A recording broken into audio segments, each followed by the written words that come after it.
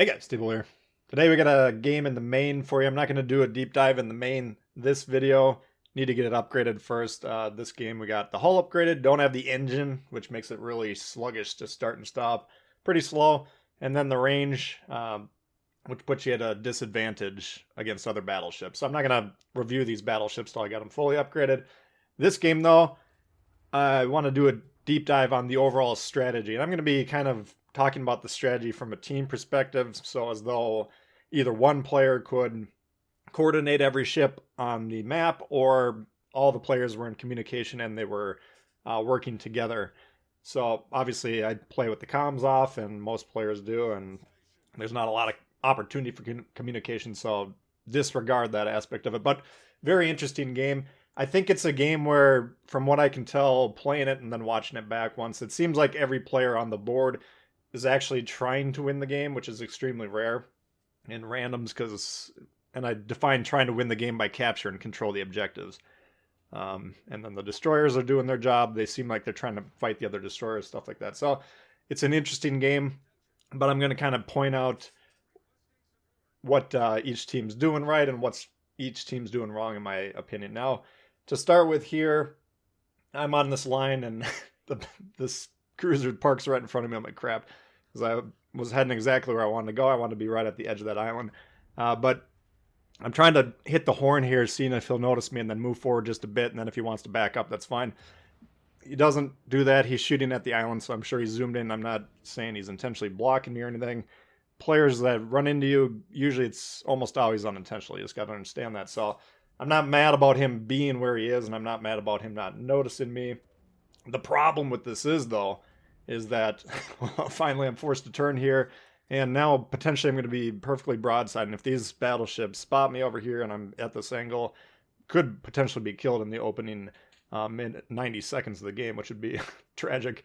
And then there he moves forward a little bit. So it was just a little frustrating, unintentional. I did want to point that out, though. I mean, I don't take into account what people behind me are doing ever, so I'm not really expecting anything else. I'm just pointing out what happened here.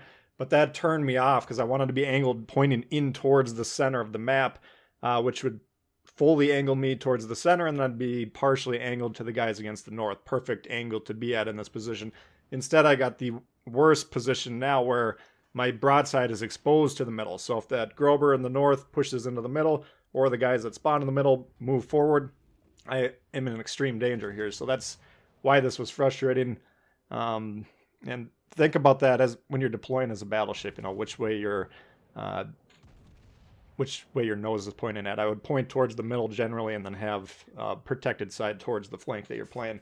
If you're on the flank, the middle, it's a little bit harder, but you need to think about it in those terms. So we do take a little bit of shot there, not anything horrible. I'm trying to, once again, turn back towards the angle that I initially wanted to be in. And you can see our team's doing a good job. We got C. It looks relatively uncontested. The destroyers nearly captured the base. So we're doing well here. Kansas taking damage as well. So this flank's actually doing pretty good right off the bat. We had Nabuki, and then, like we said, the Friedrich. I guess I thought it was a Grober, but it's actually the Friedrich. We do get the Kansas off there. A little bit lucky hitting the Citadel. Perhaps he could have survived and healed for a little bit. But now I'm thinking, okay, well, I got limited options here. I can either stop here, try and back up, and then hope those guys push into the base. If they don't push in the base, backing up in this thing is going to probably waste about half the remaining game. So it's not an attractive option. I check the map, and I see there's a hard fight on the other side of the map.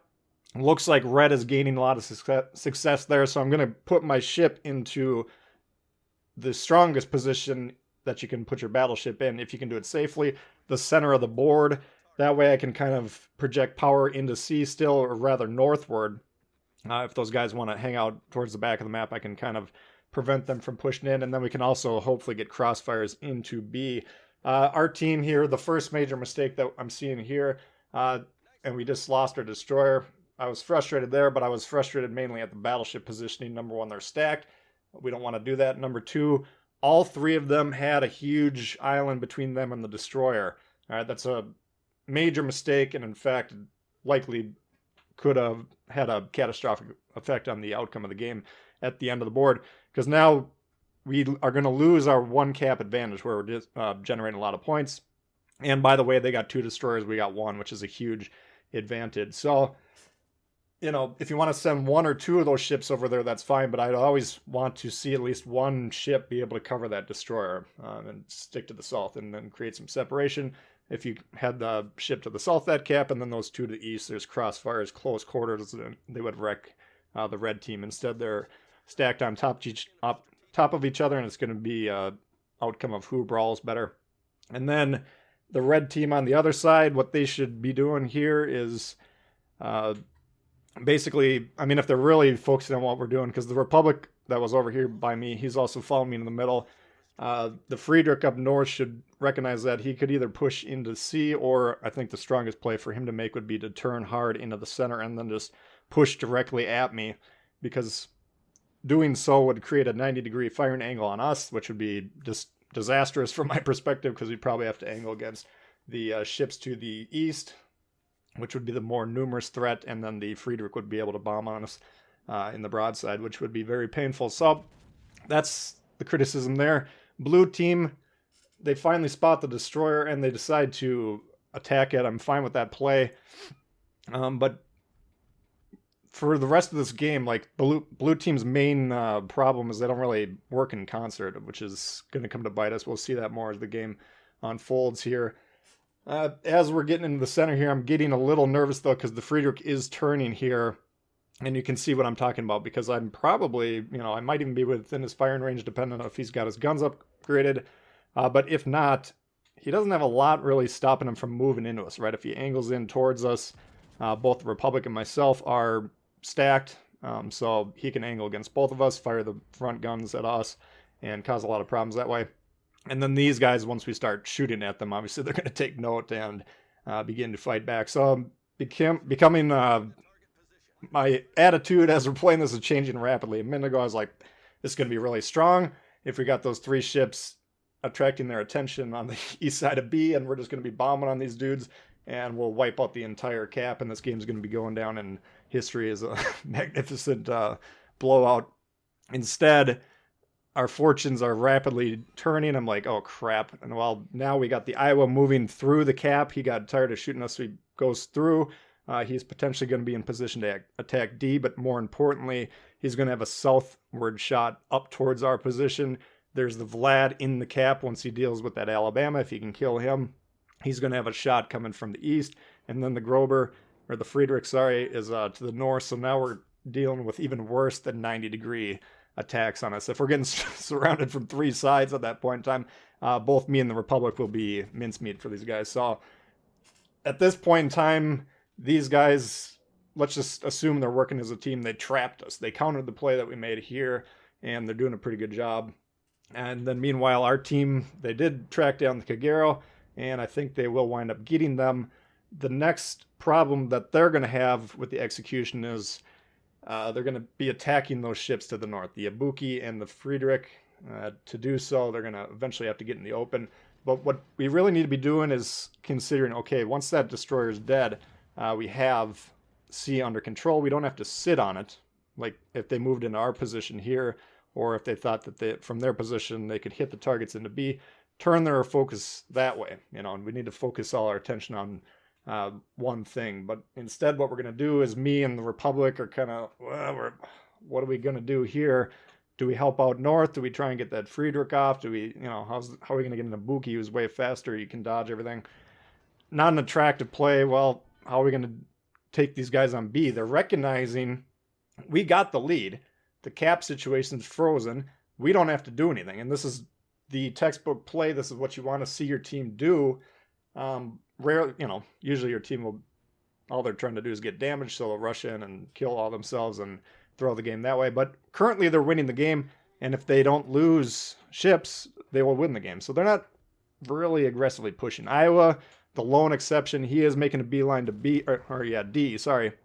But he's going to recognize, and I'm going to force him to recognize very forcefully here, which is the back 2 guns shooting him, get, you know, a decent shot, and I think the Republic winds up whacking him again. So we turn him off. You can see, okay, he's abandoned going to D, he's going back into defensive mode. Correct play there, because you got to be constantly looking at the scoreboard. Okay, the score is frozen. Who's up? Okay, they're up by 50, 60 points. How do we get that? Sinking in Iowa would definitely do that. That's a 100-point swing. That would put us in the lead. So if they charge into us or just keep going broadside to D, they lose those points, they throw the game, and then we can go defensive. So there's mistakes being made, and there's great plays being made on both sides, whether they're intentional or not, who knows. My biggest criticism of my game in this point in time is the indecisiveness. We got to take joint blame. Me and the Republic, we're both on top of each other, and I can easily tell you it would be great if he would go south and or to B in the east, do something else, or even attack the Friedrich up north, whatever. We don't need 2 battleships here. And he could say the same exact thing about me. You got the shorter gun range, your ship's not upgraded. Why don't you push forward? That would probably work better for you. Valid criticism as well. But the point is, these 2 battleships, even though they're both in a great position, putting them both together adds, we are the lone battleship force for this team. Duplicate effort, wasted effort. It's basically like taking one of them off the board in terms of where we can present dangerous crossfire or just fire in general. So this is the main, I'd say blue attacking those guys in the west is the main problem. And then main problem B, probably just as big of a problem, is the battleships both being in the middle and then just not really committing to something. But here's the brilliance of Red's play here, is they're so spread out that we can't really commit to anything, right? They have 2 options to win this game right here. All 3 of those battleships, the Friedrich to the north, the guy to the east, and the Vlad, the Iowa from the south, they can all push directly at us, kill us very rapidly. That'll remove the pin that blue has in the middle and allow the Friedrich and the Ibuki to move freely around the board and basically completely own the game. Or they could just spread out really far so we can't attack them in groups and survive, which is what they're electing to do. And it winds up being a really, really a brilliant play. So the Iowa you saw there is very, very low. The Republic must have whacked him at some point since we last saw him. But he is managing to stay alive. He continues to want to attack D. It's unnecessary. At this point in the game's running out. But imagine if this game had 10 more minutes, this could be pretty interesting, or even if there's 500 more points to gain or whatever. There's plays to be made, and there's difficulty. Both teams are kind of having difficulty dealing with what the other guys are doing, but it's for blue team's advantage now because they have the score lead, obviously. We do get the Montpellier off the board there in a desperate or attempt to keep the game going, but alas, we still only have 100 points. I'm trying to get them to... I'm pinging D because I want the Republic to go towards D to spot the Iowa, kill him. That's another chunk of points. What did I not account for? The Z46, who takes me out and basically wins the game there. I often criticize destroyers for focusing on killing battleships as opposed to getting caps, and yes, he could have gone to D, but strategically that was actually a really strong move as well, because the centralized battleship is kind of pinning everyone more or less where they are. It becomes very hard to move around the map when the enemy team has a battleship in the middle. Again, the fact that we had 2 of them, kind of duplicative, but nevertheless, getting that off, that threat off the board is a valid target. So I think that's just as strong of a play for him to make as capturing D, especially since they had the lead. And assuming it doesn't get him spotted like he did there, he could have survived indefinitely. So you can make a case for either play for him to make. That's why I kind of like this game, though. There were options that were more or less equally valid. And I think you could have like a good discussion about this game on where it went right for red, where it went right for blue, and vice versa, where it went wrong for both of them. So you guys let me know what you think in the comments, but I thought it was a pretty good game to analyze.